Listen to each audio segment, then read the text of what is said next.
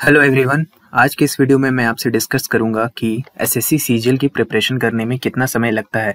अगर आप स्क्रैच से स्टार्ट कर रहे हैं, एकदम जीरो लेवल से आप बिगिनर हैं और सीजीएल की तैयारी करना चाहते हैं, तो आपके मन में ये डाउट ज़रूर आया होगा कि आखिर इस एग्ज़ाम के पूरे सिलेबस को ख़त्म करने में, रिवाइज करने में और अपने आप को एग्ज़ाम रेडी बनाने में, यानी कि आप एग्ज़ाम अटेम्प्ट कर सको और उसमें अच्छे नंबर ला सको, अच्छी रैंक ले सको, ये सब करने में लगभग कितना समय लग जाता है और मुझे कितना टाइम लगा था, क्योंकि मैंने खुद ने सीजीएल निकाला है। तो मुझे प्रिपरेशन में कितना समय लगा था, ये सब मैं आपको इस वीडियो में बताऊंगा। पहले एक जनरल ओवरव्यू दूंगा और फिर अपने बारे में बताऊंगा।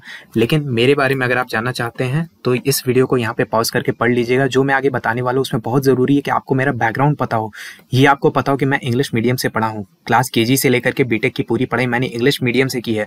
तो ये बहुत बड़ा इफेक्ट होगा जो भी मैं आपको बताऊंगा। अगर मैं अपने केस के बारे में बताऊंगा और आप सेम केस को मान लोगे कि हाँ, मैं अगर आपको बोल रहा हूँ कि नंबर n मंथ्स लगने वाले और आप भी मान लोगे कि n मंथ्स ही लगेंगे, तो ये गलत अजम्पशन होगा। इसलिए मैं पूरा आपको बताऊंगा। आप मेरा बैकग्राउंड समझ लो, बैकग्राउंड से आपको आइडिया लगेगा। ठीक है, चलो बात करते हैं कि टीयर 1 की प्रिपरेशन में कितना टाइम लगता है। देखो, अभी जो प्रेजेंटली पैटर्न चल रहा है वो ये है कि टीयर 1 एक एग्जाम होता है और टीयर 2 एक एग्जाम होता है।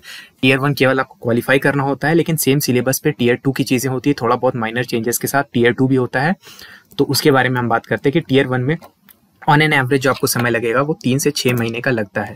अब ये वेरी तब करेगा क्योंकि देखो, इंडिविजुअल नीड्स अलग अलग होती हैं। हो सकता है किसी का सिलेबस पहले खत्म हो जाए, उसके बैकग्राउंड, अगेन यहाँ पे बैकग्राउंड बहुत मैटर करता है। ठीक है, अगर कोई इंग्लिश मीडियम से है, कोई बीटेक वाला है, तो उसको बहुत ज़्यादा समय नहीं लगेगा फ्रैंकली, मतलब वो कम समय में भी कर सकता है। लेकिन अगर कोई हिंदी मीडियम से है, आर्ट्स बैकग्राउंड से है, तो उसको बहुत सारी चीज़ें स्क्रैच से सीखनी पड़ेंगी। जो नॉन मैथ्स बैकग्राउंड से है, बायो वगैरह जिन लोगों ने लिया था, उन लोगों को मैथ्स सीखने में भी काफ़ी समय लगेगा। तो इसीलिए ऑन एन एवरेज 3 से 6 महीने का समय आपको टीयर 1 की तैयारी करने के लिए लगेगा, जिससे आप टीयर 1 ईजिली क्वालिफाई कर सको और क्वालिफाइंग मार्क्स से भी अच्छे खासे ऊपर के नंबर ला सको। इतनी तैयारी करने में आपको 3 से 6 महीने का समय लग सकता है। ये ऑन एन एवरेज मैं बता रहा हूँ। ठीक है, लोअर एंड पे 3, मैक्सिमम एंड पे 6 महीने का लगता है। ठीक है, कुछ यहाँ पे स्पेशल केसेस भी होते हैं। अब स्पेशल केसेस क्या है, देखो, स्पेशल केसेस वही जो हो गया मैंने जो आपको बताया कि अगर कोई इंजीनियरिंग वाला है या कोई मैथ्स बैकग्राउंड का है, जो हमेशा से मैथ्स पढ़ रहा है, ग्रेजुएशन में भी उसने मैथ्स पढ़ी, तो मैथ्स जिसका अच्छा है, वैसे लोगों को बहुत ज़्यादा इसमें परिश्रम नहीं करना पड़ेगा। कम मेहनत के साथ भी वो लोग बहुत अच्छा रिजल्ट ले सकते हैं।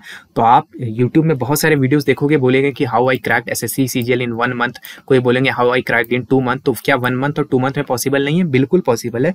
1 महीने 2 महीने में भी पॉसिबल है, बशर्ते आपका बैकग्राउंड क्या है आप वो भी देखो। ठीक है, बैकग्राउंड भी यहाँ पे मैटर करता है। ठीक है, आपका बैकग्राउंड आपको देखना होगा और उस हिसाब से आपको देखना होगा। ये नहीं करना होगा कि अगर कोई बीटेक वाला है, कोई इंग्लिश वाला है या कोई मैथ्स वाला है, कोई साइंस जिसने लिया था, उन लोगों से आप अपनी बराबरी करने लगो। यदि आप आर्ट्स से हो तो आपको कुछ चीज़ें में फायदा होगा, लेकिन कुछ चीज़ों में आपको नुकसान भी होगा। आर्ट्स बैकग्राउंड के लोगों को थोड़ा ह्यूमैनिटीज़ के जो सब्जेक्ट होते हैं, जीके वगैरह में थोड़ा बहुत एडवांटेज मिलेगा, बट यहाँ पे क्या है कि जीके का एडवांटेज उतना काम आता नहीं है, मैथ्स और इंग्लिश का एडवांटेज काम आता है। ठीक है, इंग्लिश का वेटेज भी ज़्यादा है टीयर 2 में, तो वैसे लोगों को हेल्प हो जाती है। इसलिए स्पेशल केसेस को ना देख करके आप इसको एक बेंचमार्क लेकर के चलोगे तो ज़्यादा अच्छा होगा। ठीक है, क्या आपको अगर 6 महीने से ज़्यादा का समय लग रहा है तो क्या आपको निराश होने की ज़रूरत है? निराश होने की ज़रूरत बिल्कुल नहीं है। यदि आपको 6 महीने से ज़्यादा का समय भी लग रहा है तो कोई दिक्कत नहीं है। 6 से 8 महीना भी अगर आपको लग रहा है, लेकिन आपका सिलेबस बढ़िया से कंप्लीट हो रहा है, हर चीज़ आपने एक बार पढ़ी है, 2-3 बार उसको रिवाइज किया है, अच्छे से आपने क्वेश्चंस प्रैक्टिस किए, आप कॉन्फिडेंट फील करते हो, मॉक टेस्ट में आपके ठीक नंबर आते हैं, तो अगर 6 महीने से ज़्यादा का भी समय ले रहे हो कोई गलत बात नहीं है। लेकिन अगर 8 महीने से ज़्यादा का समय ले रहे हो, आप ये मान के चल रहे हो कि 1 साल की तैयारी है, 1.5 साल की तैयारी है, तो बहुत ही गंदा और बहुत ही बेकार ये असम्पशन होगा, क्योंकि ये आपका समय टोटली वेस्ट हो रहा है। अगर आप ज्यादा टाइम ले रहे हो तो ऐसा नहीं होगा कि आपका रैंक बहुत ही ज्यादा इंप्रूव हो जाएगा, बहुत ही बेहतर आप कर लोगे, ऐसा कुछ भी नहीं है। यहाँ पे 6 महीने की अगर एफिशिएंट तैयारी करते हो तो वो भी आपको बहुत अच्छा रैंक दिला सकता है, 2-3 डिजिट का रैंक दिला सकता है, अगर आपने टिक के बढ़िया से पढ़ाई की। ऐसा नहीं होगा कि 6 महीने की जगह आपने अगर 1.5 साल तैयारी की तो आपको एकदम सिंगल डिजिट का रैंक आ जाएगा, ऐसा बिल्कुल नहीं होता, क्योंकि एफिशिएंसी भी आपको मेंटेन करनी होती है। तो 6 महीना 8 महीना में करने की कोशिश करो। साल 1.5 साल का प्लान बनाओगे तो करियर खराब हो जाएगा, लाइफ आपका बहुत वेस्ट होगा।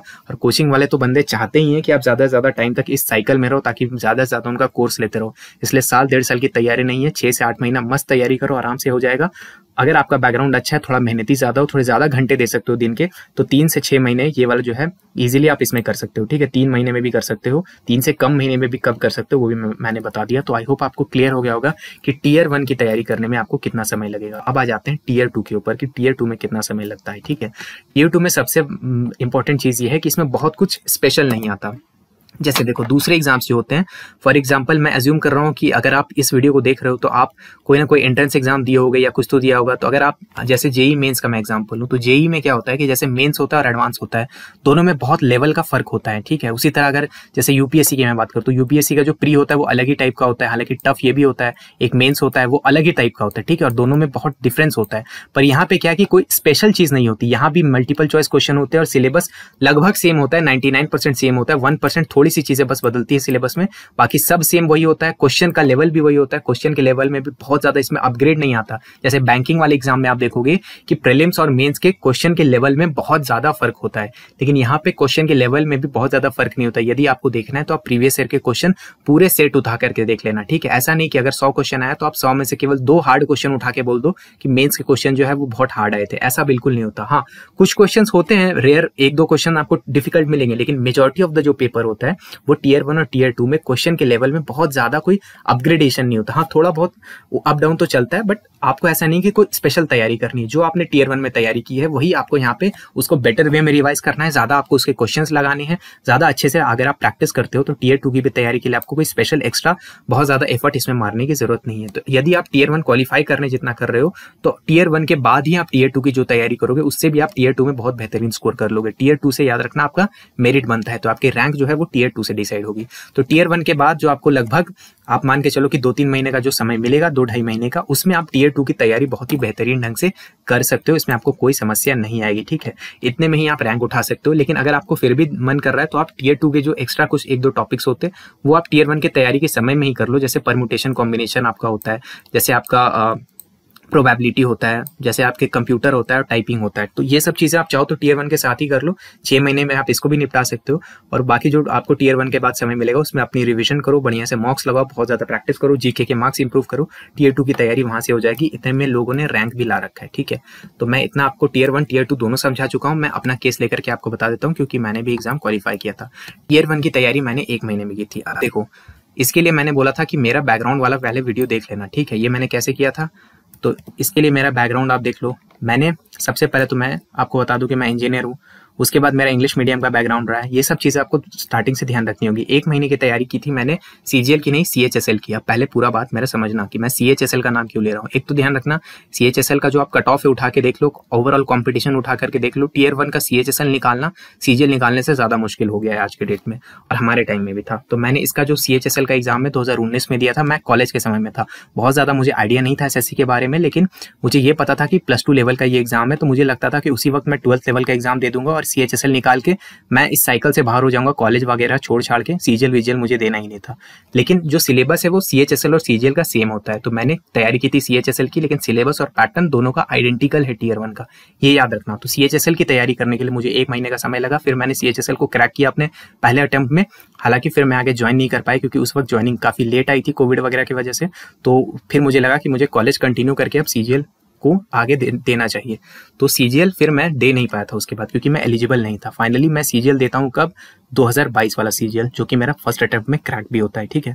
इसके बीच में जो मैंने पहला अपना सीएचएसएल का एग्जाम निकाला, उसके बीच में क्या हुआ, एसएससी के दूसरे एग्जाम्स हुए बहुत सारे। आने वाला दूसरे जो 2020 का सीएचएसएल हुआ वो हुआ, उसको भी मैंने क्रैक किया। उसके बाद स्टेनोग्राफर का एग्जाम था उस वक्त अराउंड, पहला जो 2018 का जो हुआ था, जो 19 में जिसका एग्जाम होता वो भी मैंने क्रैक किया। यूपीएससी सिविल सर्विसेज का एग्जाम, उसका प्री मैंने क्रैक किया 2022 वाला।